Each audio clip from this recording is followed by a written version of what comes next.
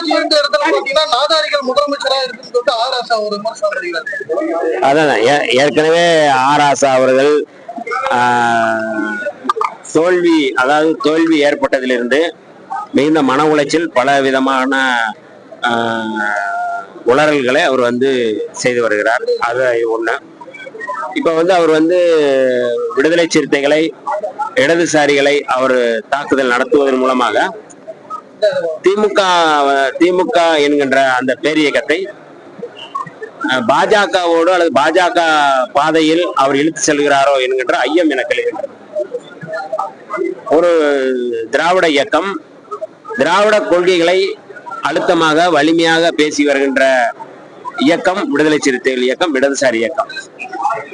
இந்த திராவிட கொள்கையை ஏற்றுக்கொண்டு புரட்சியாளர் அம்பேத்கர், தந்தை பெரியார் அவருடைய கொள்கையோடு செயல்பட்டு கொண்டிருக்கின்ற விடுதலை சிறுத்தைகளை அவர் விமர்சிப்பதன் மூலமாக அல்லது விடுதலை சிறுத்தைகள் மீது அவதூறு கொட்டுவதன் மூலமாக அவர் என்ன சொல்ல வருகிறார், அதை நம்ம கேட்கிறோம்.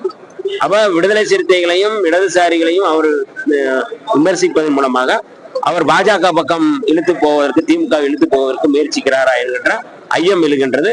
அந்த பின்னணியில் தான் அவர் எங்களை விமர்சனம் செய்கிறாரே ஒழிய வேற காரணம் இருப்பதாக நான் தெரியவில்லை. பாட்டாளி மக்கள் கட்சி அன்புமணி ராமதாஸ் நெருக்கடியா இருக்கும், அதனால நெருக்கமா இருக்காரு. அதனால உங்களுடைய புரியல, என்ன சொல்றீங்க? அமைச்சர்கள் பாட்டாளி மக்கள் கட்சி அன்புமணி அவர் முதலமைச்சரோட நெருக்கமா இருக்காரு. இல்ல, ஒரு முதல்வர் தமிழ்நாட்டுக்கான முதல்வர், தமிழ்நாட்டு மக்களுக்கான முதல்வர், எல்லோருக்குமான முதல்வர், எல்லா கட்சிகளுக்கும் அவர் நெருக்கமா தான் இருப்பாரு. அது தவறு இல்லையே. கொள்கை அடிப்படையில அவர் ஏற்றுக்கொண்ட கொள்கையில என்ன மாதிரி செயல் திட்டங்களை முன்வைக்கிறார் என்றுதான் பார்க்கணும். ஆக மாண்புமிகு முதல்வர் அவர்கள், ஜோசப் விஜய் அவர்கள் மிகுந்த தெளிவோடு இடதுசாரி கொள்கையோடு இடதுசாரி கட்சிகளை முன்வைத்து அவர் இங்க ஆட்சி நடத்துகிறார். ஆக யார் வேண்டுமானால் சமூக நீதி தொடர்பாக, சாதிவாரி கணக்கெடுப்பு தொடர்பாக மரியாதைக்குரிய அன்புமணி ராமதாஸ் அவர்கள் சந்திக்கிறார்கள். தவறில்லையா? என்னுடைய கொள்கையும் கோட்பாடும் அதுதான். சாதிவாரி கணக்கெடுப்பு நடத்தணும் அப்படிங்கிறதா என்னுடைய நிலைப்பாடு. அதான் மரியாதைக்குரிய அன்புமணி ராமதாஸ் அவர்கள் சொல்றாரு. அதனால சந்திப்பது தவறு இல்லையா? நெருக்கம் காட்டுவது தவறு இல்லையா? ராணிப்பேட்டை மாவட்ட ஆட்சியர் வளாகத்தில் அம்பேத்கர் சிலை அமைக்கப்பட்ட நடவடிக்கை எடுக்கப்படுமா சார்? வடார்காடு மாவட்டம், அம்பேத்கர் மாவட்டம், மாவட்டம், வேலூர் மாவட்ட ஆட்சியர் வளாகத்தில் அம்பேத்கர் சிலை இருக்கு. அது பிரிந்து வந்த ராணிப்பேட்டை மாவட்ட ஆட்சியர் சிலை நடவடிக்கை. ராணிப்பேட்டையில் மட்டுமல்ல, தமிழ்நாடு முழுக்க அதாவது புரட்சியாளர் அம்பேத்கர் சிலை வைப்பது தொடர்பாக, பெண்களை சிலை அமைப்பது தொடர்பாக, இடப்பிரச்சனை தொடர்பாக நிறைய மனுக்கள் வந்திருக்கின்றன. இதையெல்லாம் நாங்கள் முறையாக பரிசீலித்து முழுமையாக புரட்சியாளர் அம்பேத்கர் சிலை வைப்பதற்கு எளிதான அனுமதி பெறுவதற்கான வழிமுறைகளை செய்து கொண்டிருக்கிறோம். அதற்கான செயல் திட்டங்களை நாங்கள் பார்த்துக்கிறோம். விரைவில் அந்த எளிமைக்குள்ள நாங்கள்